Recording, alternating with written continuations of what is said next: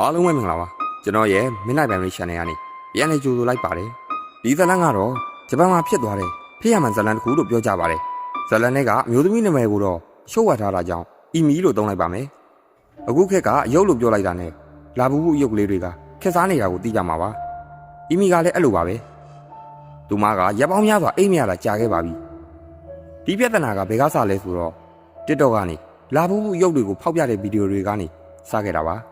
ါအဲ့လိုမျိုးသွားလေးတွေဖြဲနေတဲ့ရုပ်တွေကိုဖောက်ပြတဲ့လူတွေရဲ့ emotion တွေကိုထိုင်ကြည့်ရတာကိုသူမှလည်းနှစ်သက်လာခဲ့ပါတယ်အစားတော့ဒါဟာကလေးကလာလုပ်တွေပါကလေးစိတ်မကုံသေးတဲ့လူတွေပဲလုပ်တာဆိုပြီးသူမှလည်း live တွေကြည့်အောင်တတ်တတ်ပဲဆိုပေမဲ့ဒါတွေကကြီးတာများလာတော့သူမကိုယ်တိုင်လည်းတပူးလောက်ဖွင့်ကြည့်ခြင်းခဲ့ပါတယ်ဒါနဲ့ line ပေါ်မှာခြာကြည့်ခဲ့ပေမဲ့ဆိုင်တိုင်းကရောင်းထွက်သွားပြီဆိုတာကြည့်ပါပဲပြန်ရောင်းသမားတွေအမြန်လူဝယ်တာဖြစ်နိုင်တယ်ဆိုပြီးအဲ့လူတွေကိုသူမစိတ်ထဲကနေမုန်းလာခဲ့ပါတယ်နောက်ဆုံးတော့ရီဆယ်လာတယောက်ကိုရှာတွေ့ခဲ့ပါတယ်သူ့ကောင်နဲ့ဝင်ကြည့်တော့လေ review တွေကကောင်းတာနဲ့လာဘူးဘူးအယုတ်ကြံသေးတာရနိုင်အောင်မလားလို့တွားမိတော့ရပါတယ်တဲ့ရီဆယ်လာသမားကပစ္စည်းကိုပန်းချံမှာလာယူပါဆိုလို့သူမှလည်းဖုန်းနဲ့ဗီဒီယိုရိုက်ပြီးစောင့်နေခဲ့ပါတယ်တကူပြဿနာဖြစ်လာခဲ့ရင်မှတ်တမ်းရှိအောင်လို့ပေါ့ခဏကြာရီဆယ်လာသမားကလာဘူးဘူးရုပ်ပုံးကိုကန်ပြီးရောက်လာခဲ့ပါတယ်ဝစ်စားတွေကတော့ပုံမှန်ပါပဲဒါပေမဲ့သူ့မျက်နှာကဖြူဖက်ဖြူရောဖြစ်နေပြီးမျက်လုံးတွေကလည်းหนีရဲနေတယ်ကျမကြီးမကောင်းတဲ့ပုံစံတော့မဟုတ်ဘူးသူ့ကြည့်ရတာပင်မနေပုံရတယ်အနီးနားရောက်တော့ရုပ်ပုံးကိုပေးတယ်ပြီးတော့ရီဆယ်လာသမားကပြောတယ်ဒီထဲမှာအယောင်မျိုးစုံပါနိုင်တယ်အမဲရောင်လေးလည်းပါနိုင်တယ်ပါကြမလည်းပါမယ်တဲ့ရီဆယ်လာသမားစီကဆိုတော့သူမှလည်းပုံမှန်သေးတဲ့ပို့ပေးလိုက်ရပါတယ်နောက်ထပ်ရီဆယ်လာသမားကထပ်ပြောသေးတယ်ရောင်းပြီးပြည်စီပြန်လဲလို့မရပါတဲ့ငွေလည်းပြန်မအမ်းပေးပါကိုထိုင်နဲ့ကိုကံမဲတဲ့သူမှလည်းအနေငယ်တော့ထိတ်လန့်သွားခဲ့တယ်ကိုထိုင်နဲ့ကိုကံမဲဆိုတာကမဟုတ်မှန်းစကားကြီးကိုသူမှလည်းပြန်ပြောချင်ပေမဲ့စောနာလူကနောက်တောင်လှည့်မကြည့်ပဲထွက်သွားခဲ့တယ်အိမ်ပြန်ရောက်တော့သူမှချက်ချင်းမဖွင့်သေးပါဘူးသပွဲကုံပေါ်တင်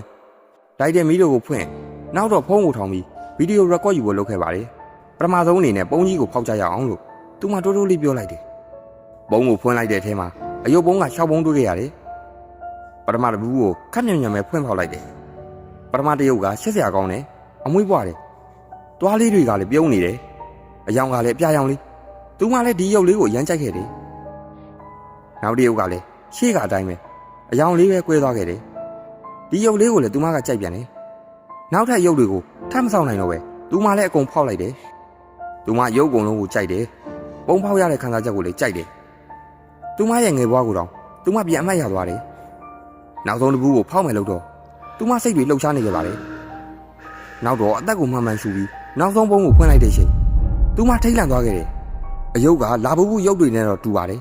်ဒါပေမဲ့နေရက်တွေကပိုးရှင်တယ်သူ့ရဲ့ပြုံးနေတဲ့ပုံကအရန်ကိုကြောက်ကြကောင်းတယ်အမွှေးတွေကလည်းကြမ်းအယုတ်မှာကျူဟာကုတ်လည်းမပါသလိုအဲ့ရဲ့အောက်ရှိမှလည်းမြေကြီးတွေကိုတွေးရရတယ်ဒီတယောက်ကတော့ရင်းထဲခံလိုက်ရပြီလို့တွေးနေမိတယ်နောက်တော့ကင်မရာကိုကြည့်ပြီးကျမကကန်ဆိုးလိုက်တာဒေးကြီးပွေးဝယ်ထားပြီမဲ့နောက်ဆုံးတစ်ယောက်ကတော့ရုပ်ဆိုးဆိုးလာဘူးကြီးဖြစ်နေခဲ့တယ်ထားလိုက်ပါလေဆိုပြီးဗီဒီယိုပေါ်မှာလာဘူးရှောက်ရောက်ကိုတင်ပြီးဗီဒီယိုရယူခဲ့တယ်အယုတ်လေးတွေကလှလိုက်တာရှစ်ဆရာလည်းကောင်းတယ်ဒါပေမဲ့တစ်ယောက်ကတော့မဟုတ်ဘူးဆိုပြီးစိတ်ပြက်လက်ပြက်နဲ့ဗီဒီယိုကိုပိတ်ပြီးအယုတ်ကိုအမိုက်တောင်းထဲမှာပြစ်ထည့်ခဲ့တယ်နောက်တော့ဒီဗီဒီယိုလေးကို edit လုပ်ပြီး line ပေါ်တင်ရမယ်ဆိုပြီးသူမှလည်းစ edit ပါတော့တယ်ရှေးက9ရုပ်ဖောက်တဲ့နေရာတွေကအကုန်ဆင်ပြေပေမဲ့နောက်ဆုံးပုံဖြစ်တဲ့ရုပ်ဆိုးဆိုးအမဲအောင်လာဘူးရုပ်ကြတော့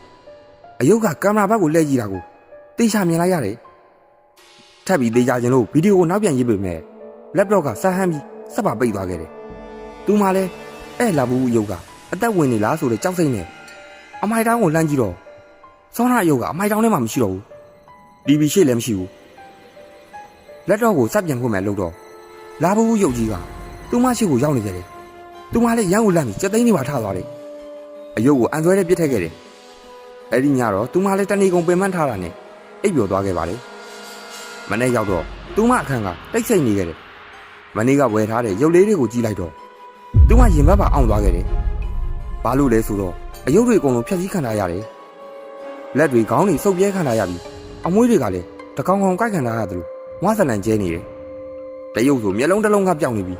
တရုပ်ဆိုရှေးထောက်တွေပါပြက်နေတယ်အမဲအောင်လာဘူးရုပ်ကတော့ကျမ်းမြေပေါ်မှာရှိနေခဲ့တယ်အဲ့ရုပ်ကမပြတ်မစည်းမူလအတိုင်းကြောက်စရာပုံစံအပြုံးကြီးရှိနေပါသေးတယ် သူမှလည်းအဲ့ရုပ်ကိုတီးမခံနိုင်တော့ပဲဒီရုပ်ကကန်ဆိုးတာပဲဒီရုပ်ကြောင့်ဖြစ်ရတာဆိုပြီးအဲ့ရုပ်ကိုမီးရှို့ခဲ့တယ်ဒါပေမဲ့ရုပ်ကမီးမလောင်သွားခဲ့ဘူးပူလို့ရေပြော်သွားတာလည်းမရှိဘူးဓာတ်နဲ့ထိုးပြီးဖြတ်စည်းတာတော့မှဓာတ်ကကွေးသွားခဲ့တယ်နောက်ဆုံးဘလို့မှပြည့်စည်အောင်လုပ်မရတာနဲ့အဲပလိုင်ယာလေးကိုထည့်ပြီးမီးဖွင့်တကားကိုပိတ်ပြီးနောက်ကိုလက်ကြည့်လိုက်တဲ့ချိန်စောနာကရုပ်ကမီးဖိုးရောင်ရဲ့သပွဲပေါ်မှာငုတ်တုတ်လေးထိုင်နေခဲ့ပါတယ်သူမှလည်းရန်ကိုထိတ်လိုက်ပြီးစက်သိန်းလေးမှာထားလာပါတယ်သူမှလည်းဒီရုပ်ကြောင်ကိုလိုင်းပေါ်မှာချကြည့်ဖို့လက်တော့ကိုဖွင့်နေချိန်သူမလက်တွေကကြောက်ပြီးတုံရီနေခဲ့ပါတယ်ဒီလိုနဲ့ရက်တော့ကြအယုတ်ကြောင်ချတ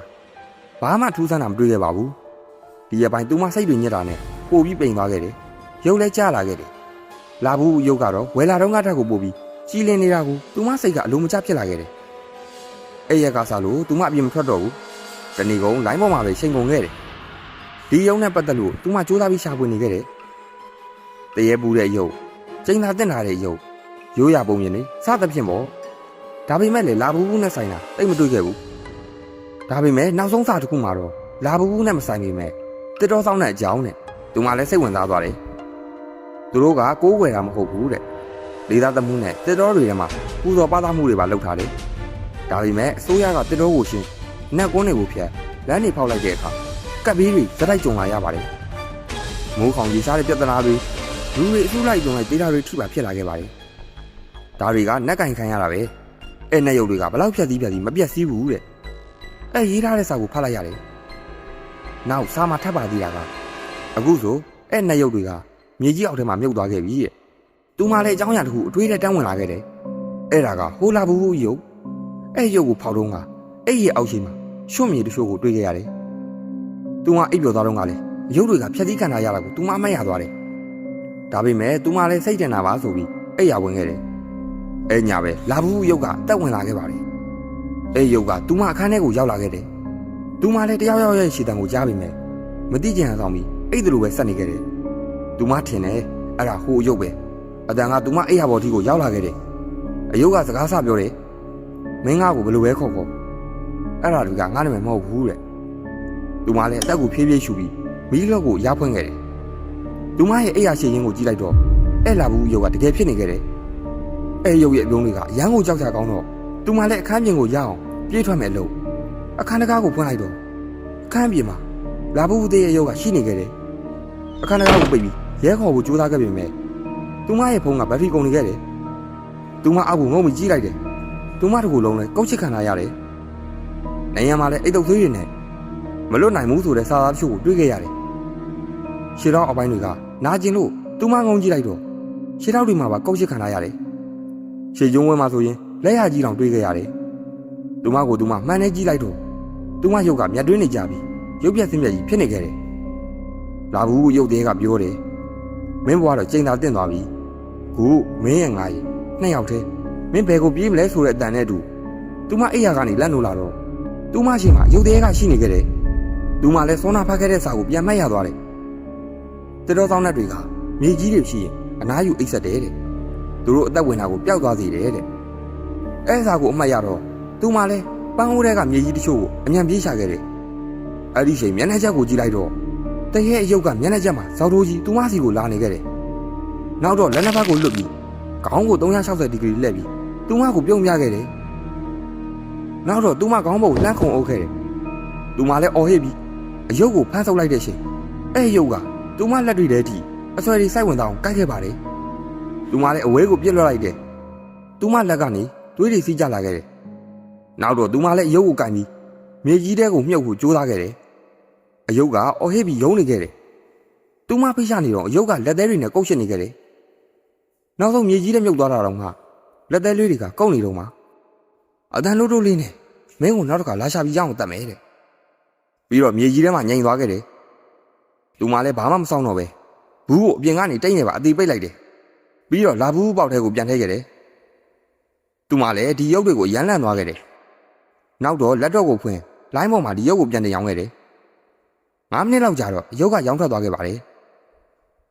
ဒီဇလန်ကတော့ဂျပန်ကအမျိုးသမီးငယ်လေးတယောက်ရဲ့ဖြစ်ရမှန်းလို့တော့ပြောပါတယ်ပရိသတ်တို့စီကိုလည်းဒီလာဘူးရုပ်ကရောက်လာနိုင်တာမလို့တေချာကြည့်ပြီးဝယ်ကြပါလို့ပြောရင်ကျွန်တော်ရဲ့ horror story လေးတွေကိုနှစ်သိရင်ကျွန်တော်ရဲ့ channel လေးကို like and subscribe လုပ်ပြီးတော့ကြပါအောင်ဗျ